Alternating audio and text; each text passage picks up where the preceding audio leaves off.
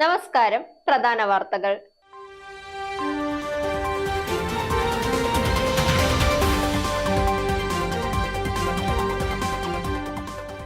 ബിരുദാനന്തര ബിരുദ പ്രോഗ്രാമുകളിൽ പുതിയ പരിഷ്കരണങ്ങളുമായി UGC. കുവൈറ്റ് ദുരന്തം അനുശോചനം അർപ്പിച്ച് കേരള നിയമസഭ. 7 ഒരു യൂണിവേഴ്സൽ നമ്പർ എന്ന് ചെന്നൈ സൂപ്പർ കിങ്സ്.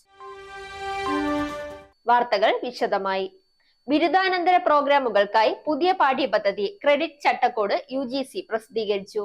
2 വർഷ PG, 1 വർഷത്തെ PG ഡിപ്ലോമ എന്നീ ഓപ്ഷനുകൾ PG പ്രോഗ്രാമുകളിൽ നൽകാൻ 2020 വിദ്യാഭ്യാസ നയത്തിൽ നിർദ്ദേശമുണ്ടായിരുന്നു.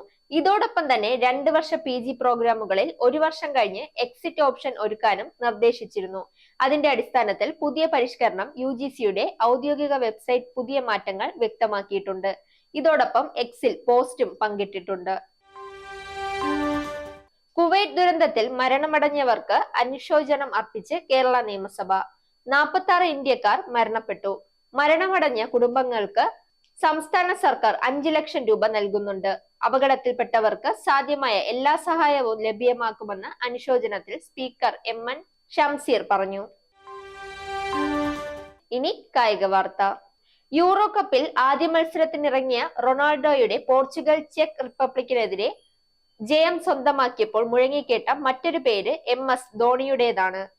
2024 യൂറോ കപ്പിലെ ആദ്യ മത്സരത്തിനിറങ്ങിയ റൊണാൾഡോയ്ക്ക് വേണ്ടി കഴിഞ്ഞ ദിവസം ഫിഫ സോഷ്യൽ മീഡിയയിൽ പങ്കുവച്ച പോസ്റ്റാണ് ധോണി ആരാധകരെ ആവേശത്തിലാക്കിയത്.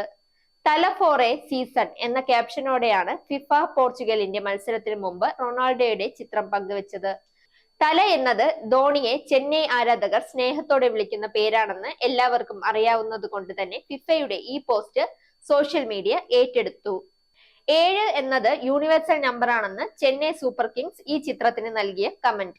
വാർത്തകൾ അവസാനിക്കുന്നു. നേരിന്റെ വാർത്തകൾ നിങ്ങളുടെ വിരൽത്തുമ്പിൽ എത്താനായി സാക് ന്യൂസ് ചാനൽ സബ്സ്ക്രൈബ് ചെയ്തും ഷെയർ ചെയ്തും ഒരു ശരിയായ മാധ്യമ നിലപാടിന് നിൽക്കാൻ ഞങ്ങൾ നിങ്ങളെ ക്ഷണിക്കുന്നു.